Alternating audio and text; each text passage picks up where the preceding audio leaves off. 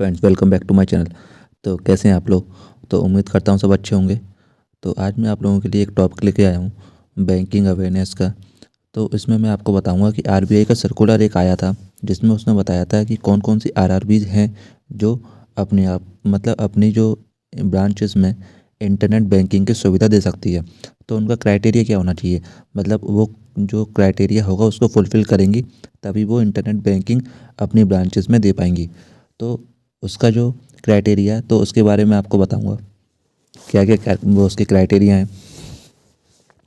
तो सबसे पहला जो क्राइटेरिया है वो है सीबीएस। सीबीएस का मतलब क्या होती है, कोर बैंकिंग सॉल्यूशन से वो अटैच होनी चाहिए, है ना। तो उसमें क्या होना चाहिए कि IPv6 जो है वो इम्प्लीमेंट होना चाहिए, मतलब IPv6 जो टेक्नोलॉजी है उस पर उसके पास होनी चाहिए। और सीबीएस जो कोर बैंकिंग सॉल्यूशन से कनेक्टेड होना चाहिए वो बैंक, तो वो सुविधा दे सकता है। उसका दूसरा जो है वह सी आर ए आर मतलब कैपिटल एडुकेसी रेशियो। तो कैपिटल एडुकेसी जो रेशियो होता है वो होता है 9%। तो सारी जो बैंक हैं, मतलब जो बैंक इम्प्लीमेंट करना चाहते हैं इंटरनेट बैंकिंग, उसका कैपिटल एडुकेसी रेशियो है वो 9% होना चाहिए। ये दूसरी रिक्वायरमेंट है। थर्ड रिक्वायरमेंट है जो है वो है कि अगर कोई बैंक इंटरनेट बैंकिंग देना चाहती है तो उसका जो कैपिटल है वो 50 करोड़ रुपए होना चाहिए लास्ट फाइनेंशियल ईयर। तो इसका मतलब क्या है?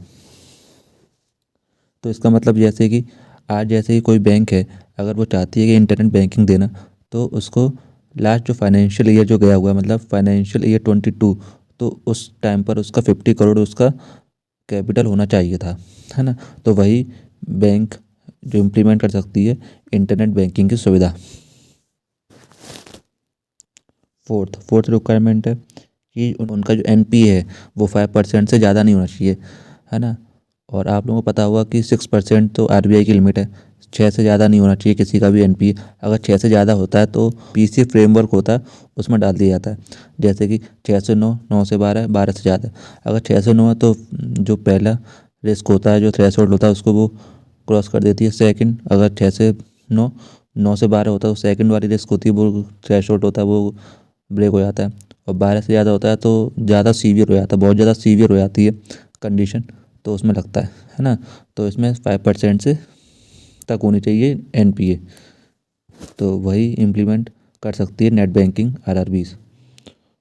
उसके बाद क्या है, एक और लास्ट पॉइंट इसमें ये है कि उसका जो कैपिटल गेन है, मतलब प्रॉफिट है, वो लास्ट 2 कंजिक्यूटिव ईयर्स में होना चाहिए। मतलब पिछले जो फाइनेंशियल ईयर गए हुए हैं लास्ट के 2, उसमें उसको प्रॉफिट होना चाहिए उस बैंक को। तो ये कुछ 5 रिक्वायरमेंट्स हैं। अगर ये पांचों रिक्वायरमेंट्स फुलफिल होती हैं तभी आरआरबी अपनी बैंकिंग में इंटरनेट बैंकिंग की सुविधा दे सकते हैं। तो ये एक अच्छा टॉपिक था, है ना, जो मैंने आपको बताया। और ये इंटरव्यूज़ वगैरह में पूछ लेते हैं। और जो अभी एग्ज़ाम आने वाला है एसबीआई क्लर्क वाला, उसमें भी इम्पोर्टेंट है टॉपिक ये। तो thank you so much video देखने के लिए।